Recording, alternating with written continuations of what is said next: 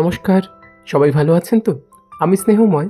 আজ আপনাদের সাথে আলোচনা করতে এসেছি, আমরা এই যে বেনারস আর অযোধ্যা ভ্রমণ করলাম, তাতে কীরকম খরচ হলো সেই সম্পর্কে। আর তাছাড়া মোটামুটি ২ রাত আর ৩ দিনের একটা ট্যুর প্ল্যান কীরকমভাবে হতে পারে, সেই সম্পর্কে আলোচনা করার জন্য। তবে তার আগে একটা কথা বলতেই হয়, আপনারা অনেকেই আমার এই ভিডিওগুলো দেখছেন, তার জন্য আমি আপনাদের কাছে কৃতজ্ঞতা আর ধন্যবাদ জানাচ্ছি। সাথে সাথে আরেকটা কথাও বলবো যে অনেকেই কিন্তু এখনো পর্যন্ত চ্যানেলটা সাবস্ক্রাইব করেননি। তো আপনাদের কাছে অনুরোধ, আপনারা এই চ্যানেলটা সাবস্ক্রাইব করে নেবেন, যাতে ভবিষ্যতেও এই ধরনের ভিডিও আরও দেখতে পারেন। তো চলুন এবার শুরু করা যাক। আমরা এই যে অযোধ্যা থেকে ফিরছি, সেই ট্রেনটি এখন ঢুকছে পরেশনাথ পাহাড় স্টেশনে। পরেশনাথ স্টেশনে এখনো পর্যন্ত আমার পরেশনাথ ঘোরা হয়নি। চেষ্টা করছি বা ইচ্ছে আছে 2026-এর মধ্যেই একবার পরেশনাথ ট্রেকটা করে নেওয়া। এখন তো প্রচণ্ড গরম চলছে, গরমে ওটা হবে না। বর্ষা পড়ে গেলে বা শীতকালে একবার অবশ্যই চেষ্টা করব। এই পরেশনাথ পাহাড়ের পাশ দিয়ে কিন্তু ট্রেনটা আসে, এবং এখান থেকে পরেশনাথের যে মন্দির পাহাড়ের উপরে, সেটাও কিন্তু আপনি ট্রেনের জানলা থেকে বা দরজার সামনে থেকে দেখতে পাবেন। বেশ সুন্দর দেখাও যাচ্ছে, ক্যামেরাতে নেওয়া যাচ্ছে না, অনেকটা দূরে বলে। আমরা এবারে যে কাশী গেছিলাম সেটা ছিল ৩ দিন ২ রাতের একটা ট্যুর। ৩ দিন দিচ্ছি, আমরা কাশীর সাথে অযোধ্যাটাকেও জুড়ে দিয়েছিলাম। প্রথম দিন আপনারা যদি হাওড়া বা কলকাতা স্টেশন থেকে যান বেনারস, তো বেনারস যাবার জন্য হাওড়া থেকে স্লিপার ক্লাসে রিজার্ভেশনের টিকিট পড়ে 425 টাকা মাত্র। আর অযোধ্যা থেকে হাওড়া বা কলকাতা ফেরার জন্য রিজার্ভেশনের স্লিপারের টিকিট পড়ে 465 টাকা। তার মানে যাওয়া আসার আপনার খরচ হয়ে গেল দুটো মিলে 890 টাকা। একদম ট্রেনের টিকিট হয়ে গেল। এখন তো 60 দিন আগের থেকে ট্রেনের টিকিট দেওয়া হয়। আপনারা যদি একটু পরিকল্পনাটা আগে থেকে করতে পারেন, যারা যারা যাবেন, তারা কিন্তু একদম যেদিন ট্রেনের টিকিট অন হচ্ছে সেদিনই যদি কেটে নেন, তাহলে কিন্তু রিজার্ভেশনটা মোটামুটি কনফার্ম হয়ে যায়। এই যে আমি টিকিট কাটলাম কয়েকদিন আগে রথযাত্রায় পুরী যাওয়ার জন্য, তো আমি প্ল্যানিংটা সেভাবেই করেছিলাম যে আমরা কবে যাব কবে আসব, সেই মতো আমার কিন্তু দুটো যাওয়া আসা দুদিককার টিকিট একদম কনফার্ম হয়ে গেছে। তো যাই হোক, এরকম তাহলে বেনারস যাওয়া আসা মিলে আপনার তাহলে টিকিটের ভাড়া পড়ছে 890 টাকা। রাতের ট্রেন, খাওয়া দাওয়া করে ট্রেনে উঠে পড়লেন, সকালবেলায় গিয়ে বেনারস নেমে পড়লেন। এটা একটা খুব সুবিধের ব্যাপার। তো প্রথম দিনটা আপনারা রাখুন গিয়ে হোটেল খুঁজে ফ্রেশ হয়ে নিয়ে সেদিনই পারলে বিশ্বনাথ দর্শন করে নিতে। এখন 300 টাকা করে সুগম দর্শনের টিকিট পাওয়া যায়। সেই টিকিট যদি কাটা হয় তাহলে কিন্তু খুব সুন্দর দর্শনও হয়ে যায়, সময়টাও অনেকটা বাঁচে। এবং বিশ্বনাথ দর্শন করার পরই চলে যেতে হবে কালভৈরব দর্শন করার জন্য। সেটা ধরুন ওই গধুলিয়া মোড় থেকে যাওয়া আসার জন্য 30-60 টাকা বা 50-100 টাকা টোটো ভাড়া দিতে হবে। তার আগে আরেকটা কথা বলতে হবে যে বেনারস স্টেশন থেকে আপনারা গধুলিয়া মোড়ে যদি থাকেন, তো সেখানে যে 30 টাকা করে মোটামুটি মাথাপিছু অটো ভাড়া একটা লাগবে প্রত্যেকের। এবং আপনি যখন গিয়ে হোটেল নিচ্ছেন, হোটেলে থাকলে কিন্তু ধরুন 1000 টাকার রুমও যদি নেন, তাতে এক একটা রুমে 2 জন বা 3 জন যদি থেকে যান, তাহলে সেরকম করে হোটেল ভাড়াটাও ভাগ হয়ে যাবে। 2 দিনের জন্য আপনাকে হোটেল নিতেই হবে। তো 3 জন যদি আপনারা শেয়ার করেন, তাহলে এক একজনের 300 বা 350 টাকা করে শেয়ার করতে হচ্ছে, মানে 2 দিনে 700 টাকা হোটেল ভাড়া লাগছে। তো তাহলে আমার টোটালটা দাঁড়াচ্ছে 890 টাকার টিকিট, অটো করে যাওয়ার জন্য 30 টাকা, তার সাথে 700 টাকা, মোট 1620 টাকা লেগে যাচ্ছে আমার হোটেল এবং টিকিটের জন্য। এরপরে ওই কালভৈরব যাওয়া আসার যে ভাড়াটা, সেটা আপনার সাথে অ্যাড হবে। আর তার সাথে থাকবে খাওয়া দাওয়া। খাওয়া দাওয়া বলতে আমরা যদি 50 টাকা করে ব্রেকফাস্টের জন্য ধরি, তাহলে 3 দিনে আমাদের লাগছে 150 টাকা। আর লাঞ্চ ডিনারে যদি অ্যাভারেজ 100 টাকা করেও ধরি, তার মানে এক দিনে 200 টাকা করে, 3 দিনে 600 টাকা। এই হয়ে গেল খাবার ভাড়া, খাবার খরচ। না, আরেকটা ইনফরমেশান দিয়ে রাখি যে যদি আপনারা রামকৃষ্ণ মিশনে থাকেন, তাহলে সেখানে কিন্তু থাকা, 3 বেলা খাওয়া নিয়ে ওনারা মোটামুটি পার হেড 400 টাকা করে পার ডে চার্জ করেন, তার মানে 2 দিন আপনাদের থাকা খাওয়া মিলে মাত্র 800 টাকাতেই হয়ে যাবে। রামকৃষ্ণ মিশনে আগে থেকে ইমেল করে বুকিং করতে হয় এবং বুকিং কিন্তু পাওয়াও যায়। ক্ষেত্রে মিশন থেকে কিন্তু বিশ্বনাথ মন্দির বা ঘাটে যেতে গেলে আপনাদের 10 টাকা করে টোটো ভাড়াটা দিতে হবে। হেঁটেও যাওয়া যায় 1.5 কিলোমিটার মতো রাস্তা। বিকেলে গঙ্গায় বোটিং করার জন্য মোটামুটি মাথাপিছু 100 টাকা করে ধরুন ভাড়া লাগে। আর যদি আপনারা সাউথ ইন্ডিয়ান খাবার খেতে স্বচ্ছন্দ হন তাহলে অনায়াসে অন্নপূর্ণা মন্দিরেও খেয়ে নিতে পারবেন। বিশ্বনাথ মন্দিরেও দুপুরবেলায় ভোগ খাওয়ানো হয় এবং সেগুলো ফ্রিতে খাওয়ানো হয়।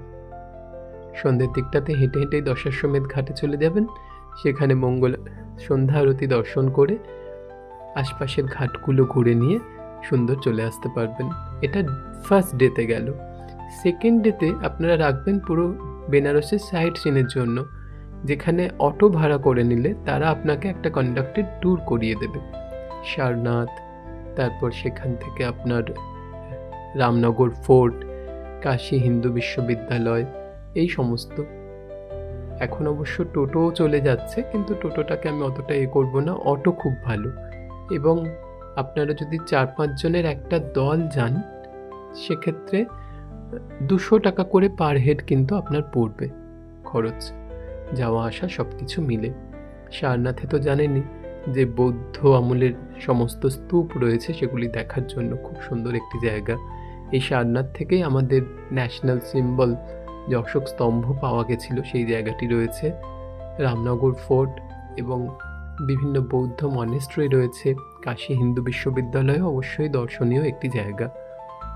তার সাথে সাথে রয়েছে বিভিন্ন মন্দির, যেখানে তুলসীদাসজি রামচরিতমানস লিখেছিলেন, সেই তুলসী মানস মন্দির, দুর্গা মন্দির, নেপালি মন্দির, এরকম নানান রকমের মন্দির রয়েছে। এসব করে নিয়ে আপনার সারাটা দিন কেটে গেল। বিকেলবেলায় আবার ফিরলেন, ফিরে নিয়ে আবার দশাশ্বমেধ ঘাটে গঙ্গা আরতি দর্শন করে নিলেন। ইচ্ছে হলে আর একবার লাইনে দাঁড়িয়ে বিশ্বনাথ দর্শনও করে নিলেন। 2 দিন বেনারসে চলে গেল। থার্ড ডেতে সকাল সকাল আপনারা বেরিয়ে পড়ুন 6:20 ইন্টারসিটি ধরে অযোধ্যা যাওয়ার জন্য। আপনার এটা আনরিজার্ভ টিকিট কাটতে হয় ইন্টারসিটি এক্সপ্রেসে, 80 টাকা করে মাত্র লাগে। 3 ঘন্টা 3.5 ঘন্টার মধ্যে 9:30-10টা নাগাদ অযোধ্যা স্টেশনে গিয়ে পৌঁছে যাবেন। অযোধ্যাতে আপনারা ইচ্ছা করলে একদিন থাকতেই পারেন, তাতে কোনো অসুবিধে নেই, কিন্তু আমরা থাকিনি, কারণ অযোধ্যা মোটামুটি যা সাইট সিন রয়েছে সেগুলো একদিনের মধ্যেই কভার করে ফেলা সম্ভব। অযোধ্যায় যদি আপনারা থাকেন তখন আপনাদের সেক্ষেত্রে একটু বেশি লাগবে, খরচটা একটু বাড়বে। আমরা যেহেতু থাকিনি, আমরা আমাদের সমস্ত লাগেজগুলো লকারে রেখে দিয়েছিলাম, তাতে একটা বড় ব্যাগের জন্য 25 টাকা করে মাত্র পড়েছিল। সেগুলোকে সব রেখে দিয়ে ছোট ছোট ব্যাগ সাথে করে নিয়ে আমরা বেরিয়ে পড়েছিলাম রাম মন্দির দেখার জন্য। ওখান থেকে একদম ওয়াকিং ডিস্টেন্স, কোনো অটো টোটোর ভাড়া নেই। স্টেশন থেকে হেঁটে হেঁটে রাম মন্দির চলে চলুন, সেখানে খুব সুন্দর দর্শন হবে। জুতো, ব্যাগ, মোবাইল সব কিছু জমা রাখার জায়গা রয়েছে, সেগুলো সেখানে রেখে দিয়ে ওখানে দর্শন করুন। দর্শন করে বেরিয়ে আপনারা সীতারসইতে দুপুরের খাওয়া দাওয়াটা করে নিতে পারেন, আর না হলে অজস্র হোটেল রয়েছে, রেস্টুরেন্ট রয়েছে, সেখানেও আপনারা খাওয়া দাওয়া করে নিতে পারেন।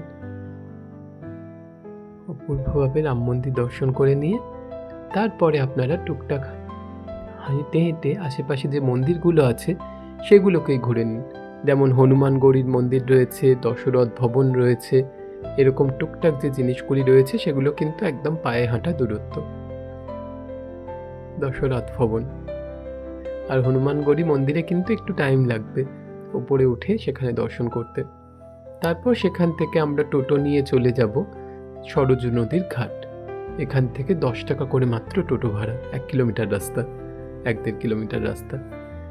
সেই সরজু নদীর ঘাটে, যেখানে সন্ধ্যাবেলায় সরজুর আরতিও কিন্তু হয়, সেটা দেখে নিয়ে আশপাশটা একটুখানি ঘুরে নিয়ে, আরতি দর্শন অবশ্য হলো না আমাদের, কারণ আমাদের সেদিন রাত্রেই ট্রেন ছিল। আপনারা ফিরে আসতে পারেন হোটেলে। আমরা চলে এসেছিলাম সরাসরি স্টেশনে, এবং সেই দিনই রাত্রেবেলায় অযোধ্যা থেকে আমাদের ছিল জম্মু তাওয়াই এক্সপ্রেস। ওটি কলকাতা স্টেশনে আসে, হাওড়াতে আসে না। আপনারা অযোধ্যা থেকে যদি দুন এক্সপ্রেস ধরেন, দুন কিন্তু হাওড়াতে আসে, তবে দুনের হচ্ছে সকালবেলা টাইম, ওই সকাল 11:20 বা 11:30 এরকম একটা সময়তে দুন এক্সপ্রেসের টাইম, যেটা হাওড়া স্টেশন আসে। আর আমরা রাতে ধরেছিলাম 7:30টার দিকে, যদিও 1 ঘন্টা ট্রেন লেট এসেছিল। কলকাতা যে জম্মু তাওয়াই এক্সপ্রেসে যদি আপনি আসেন, পরের দিন আপনারা দুপুরবেলায় গিয়ে কলকাতা স্টেশনে নেমে যাবেন। তো এই মোটামুটি হলো একটা ট্যুর প্ল্যান। যারা এখনও পর্যন্ত যাননি তাদের আশা করছি একটু সুবিধা হবে এটা শুনলে পরে। এর সাথে টুকটাক কিছু খরচ তো থাকেই, যেগুলো সবসময় বলা যায় না, বা যেটা নিজেদের থাকে একান্তই। যেমন মন্দিরে যদি আপনি পুজো দেন, সেটা আপনার একান্তই পার্সোনাল খরচ। তাছাড়া যা কিছু থাকে টুকটাক খাওয়া দাওয়া, কাশী চাট ভাণ্ডারে যদি খেতে চান, চা খাওয়া ইত্যাদি, এরকম কিছু খরচ থাকে। তবুও যতই খরচ হোক না কেন, মোটামুটি অ্যাভারেজ মাথাপিছু 3,000 টাকার বেশি খরচ কিন্তু হবার কথা নয় আমাদের সাধারণ মধ্যবিত্ত বাঙালিদের জন্য। এবং আপনারা শুনলে অবাক হবেন যে আমরা যেহেতু অনেকটা বড় একটা দল ছিলাম, সেই জন্য আমাদের খরচটাও তো অনেক ছোট ছোট ভাগে ভাগ হয়ে গিয়েছিল। তাই জন্য আমাদের এক একজনের 2,500 টাকা করে লেগেছিল এই পুরো ট্যুরটা করতে। 2,500ও লাগেনি, আমি একটা রাউন্ড করে নিয়ে বলছি, ওর থেকে একটু কমই লেগেছিল। এই 2 দিন 3 রাতের যে ট্যুরটা হলো, তার জন্য মাত্র এক একজনের মাথা পিছু 2,500 টাকা করে খরচ হলো।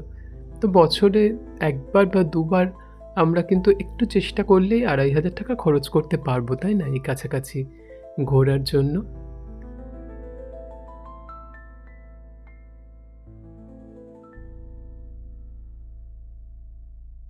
মোটামুটি আমরা টাইমেই কিন্তু চলে এসেছি, ট্রেন একদম রাইট টাইম চলে এসেছে। আমরা আসানসোলে নেমে গেছিলাম, যেহেতু আমরা মেদিনীপুর আসবো। তারা চাইলেই কলকাতাতে নামতে পারেন। আজ এই পর্যন্তই। ভিডিওটি আপনাদের কেমন লাগলো জানাবেন। খুব তাড়াতাড়ি ফিরছি আর একটি নতুন ভিডিও নিয়ে। ততক্ষণ সবাই খুব ভালো থাকবেন। ধন্যবাদ।